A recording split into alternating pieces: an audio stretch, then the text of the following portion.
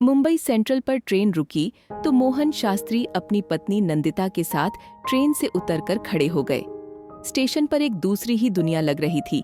ऐसा लगा कि कहाँ जा रहे हैं सभी लोगों, अपने अपने घर या अपने घर से दूर। सभी को जल्दी थी। अचानक दोनों की नजर अपने बेटे राजीव और बहू नेहा पर पड़ी।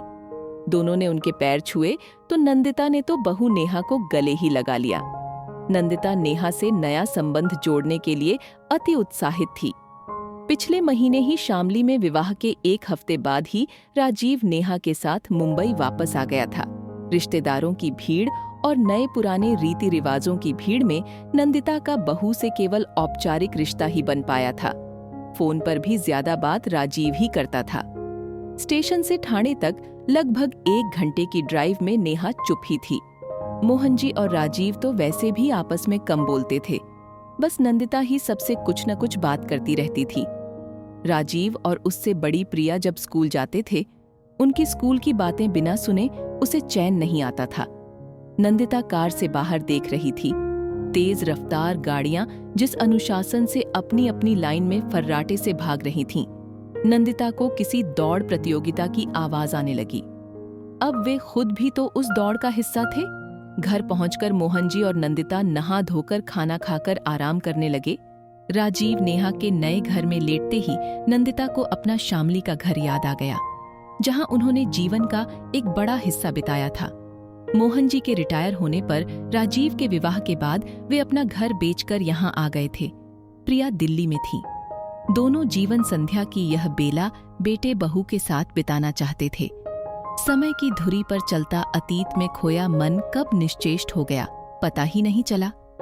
नेहा का समय ऑफिस और घर के कामों में बीतता था। नंदिता ने कहा, बेटा, घर के कामों की चिंता मत किया करो। काफी काम तो मेड कर ही जाती है, बाकी मैं कर ही लूंगी। पूरा दिन खाली तो रहती हूं। लेकिन नेहा उन्हें कोई जिम्मेदारी नहीं सौंपना चाहती थी। सब काम खुद करना पसंद करती थी। अपनी गृहस्थी में उसे किसी का हस्तक्षेप पसंद नहीं था, और सास का तो बिल्कुल भी नहीं।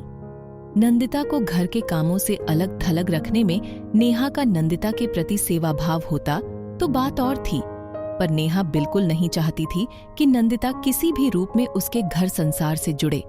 प्रत्यक्षतः वह इतना ही कहती, नहीं मम्मी जी, कोई काम होगा तो बता दूंगी, आप लोग बस आराम करें। वे दोनों उसके लिए केवल मेहमान थे, और एक सीमा के बाद अनचाहे भी। ऐसा भी नहीं कि यहाँ उसके कोई और रिश्तेदार थे। उसके माता पिता भी नेहा के विवाह के बाद अपने बेटे के पास अमेरिका चले गए थे।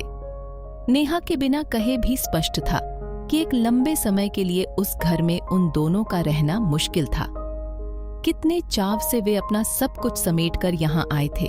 रिटायरमेंट के बाद अपना घर बनाना तो दूर, यहाँ वो अपनी पहचान ही खो बैठे थे। बेटे बहू के व्यस्त जीवन में उनका कौन सा स्थान है, वे समझ नहीं पा रहे थे। वातावरण की औपचारिकता उन्हें दमघोंटू लगने लगी थी। नेहा के व्यवहार में ऐसा कुछ नहीं था जिसकी वे आलोचना कर सके, पर जिस अपनेपन की उन्हें आशा थी, जो भावनात्मक संबंध जोड़कर वे दोनों के जीवन का अंग बनना चाहते थे, उसे पूरी तरह से नेहा ने नकार दिया था। नेहा उस घर की एक छित्र मालकिन थी। ऐसी स्थिति में 1-2 महीने ही वहां रहा जा सकता था, लेकिन हमेशा के लिए नहीं। नंदिता सोचती कैसी विडंबना थी।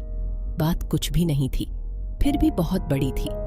अपने बेटे से कैसे कहे कि तुम्हारी पत्नी ने तुम्हारे माता पिता को तुमसे अलग थलग करने का एक अत्याधुनिक और संभ्रांत तरीका खोज निकाला है। तुम्हारे घर में उसे हमारी उपस्थिति बिल्कुल सहन नहीं है।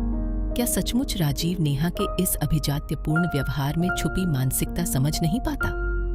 नेहा अभी ऑफिस में थी। राजीव थोड़ा जल्दी घर आ गया था। ऐसे अवसर कम ही होते थे। नंदिता ने बात छेड़ दी, सोच रहे हैं थोड़े दिन प्रिया के यहाँ हो आएं। नंदिता को लगा राजीव रुकने के लिए कहेगा।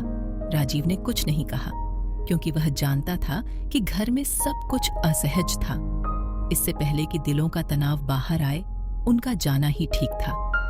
वह सोच रहा था, जीवन भर का साथ तो पत्नी के साथ ही निभाना है, फिर उन दोनों का मन भी तो नहीं लग रहा है।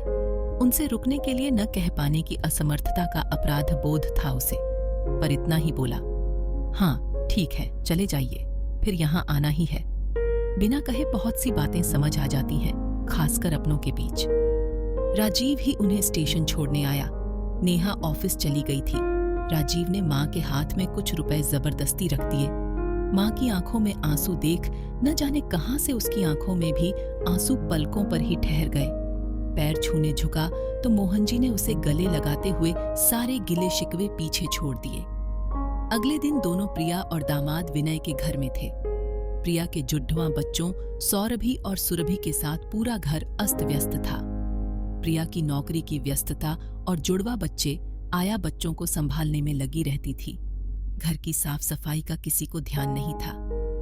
आते ही नंदिता ने बेटी की बिखरी गृहस्थी संभाल ली। घर का कायापलट हो गया। प्रिया की खुशी का तो ठिकाना नहीं था। सब काम समय पर होने लगे। आया भी ज्यादा ध्यान से काम करने लगी। छोटे बच्चों की देखभाल नाना नानी की स्नेह छाया में हो रही है। इस बात से विनय और प्रिया दोनों खुश थे। विनय ने सोचा अगर ये दोनों यहीं रह रहे हैं तो आया की क्या जरूरत है।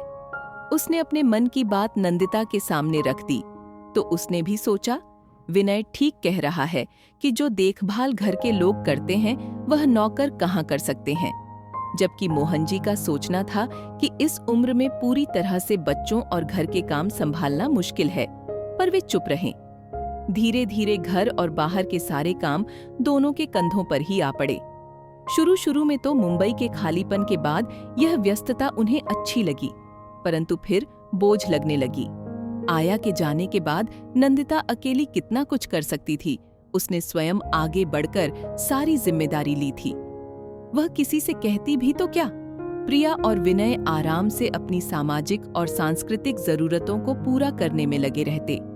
हर शाम नंदिता या तो उन दोनों के दोस्तों की आवभगत में लगी रहती या वे दोनों बच्चों से बेखबर बाहर घूमते रहते।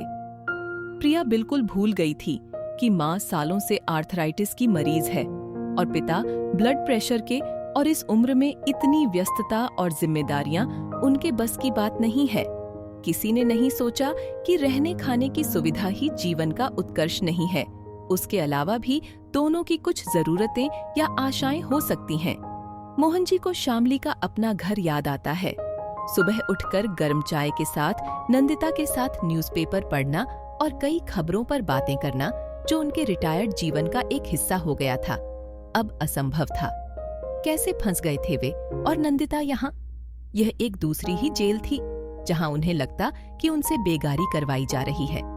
अपनी ऐसी सोच पर मोहन जी को शर्म आती। छे, कितने स्वार्थी हो गए हैं वे इस उम्र में। पर चाहते हुए भी मोहन जी ऐसे जीवन में स्वयं को ढाल नहीं पा रहे थे। नंदिता थककर रात को बेड पर लेटती तो सोचती माँ की कोख से जन्म लेने वाले, उसके खून के अंश ही सब कुछ जानते हुए भी अनजान बने रहने का स्वांग करे तो ऐसे रिश्तों का क्या करे कोई। दिन रात जाने अनजाने कितनी ही किरचें हृदय को छलनी करती रहती। दोनों कुछ ही महीनों में अपना अस्तित्व ही भुला बैठे हैं। फिर सोचती अपने बच्चों के लिए इस शरीर को थोड़ा कष्ट हो भी गया तो क्या, घर में सुख शांति तो है। एक दिन मोहन जी से रहा नहीं गया तो उन्होंने बेटी से कह दिया, बेटा अब तुम्हारी मम्मी से इतना काम नहीं होता, रोज दर्द से सो भी नहीं पाती वह।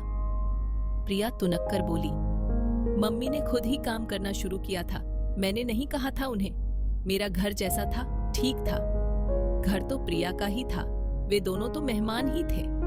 प्रिया ने विनय से आया को वापस बुलाने की बात की तो विनय का मूड खराब हो गया।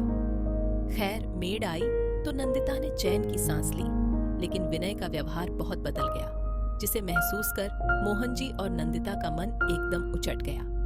अचानक एक दिन मोहन जी ने प्रिया से कहा, कुछ जरूरी काम है, हम दोनों कल सहारनपुर जा रहे हैं। नंदिता हैरान हुई पर उस समय कुछ नहीं पूछा। प्रिया ने सपाट स्वर में कहा, ठीक है। नंदिता किचन में काम करते हुए सोच रही थी, नेहा के रूखे स्वभाव और उपेक्षापूर्ण व्यवहार होते हुए राजीव अकेला कब तक संबंध निभा पाएगा। समय और स्थान की दूरियां रिश्तों के बीच वैसे ही आ जाती हैं। बेटी दामाद से भी कोई उम्मीद करना बेकार था। रात को सोते समय नंदिता ने पूछा, यह सहारनपुर का क्या चक्कर है? नंदिता, याद है मेरी पहली नौकरी की शुरुआत वहीं से हुई थी और हमारा पहला घर भी वहीं था, इसलिए सहारनपुर कह दिया। मतलब वहां कोई काम नहीं है? नंदिता की आंखों का गीलापन उसके गालों पर महसूस करते हुए मोहन जी ने उसे हल्के से छुआ। उस स्पर्श में सहभागिता का एक एहसास था। नंदिता, बहुत बड़ा काम है मकान ढूंढना, है ना? सच ही तो है, नंदिता ने सोचा। जीवन का एक बहुत बड़ा सच जिसे वे इस उम्र में भी नकार नहीं पाए थे। एक अपने घर की तलाश। इस बार वे अपना घर किसी हालत में नहीं छोड़ेंगे। रात के अंधेरे में भी दोनों ने एक दूसरे के चेहरे के भाव पढ़ लिए थे।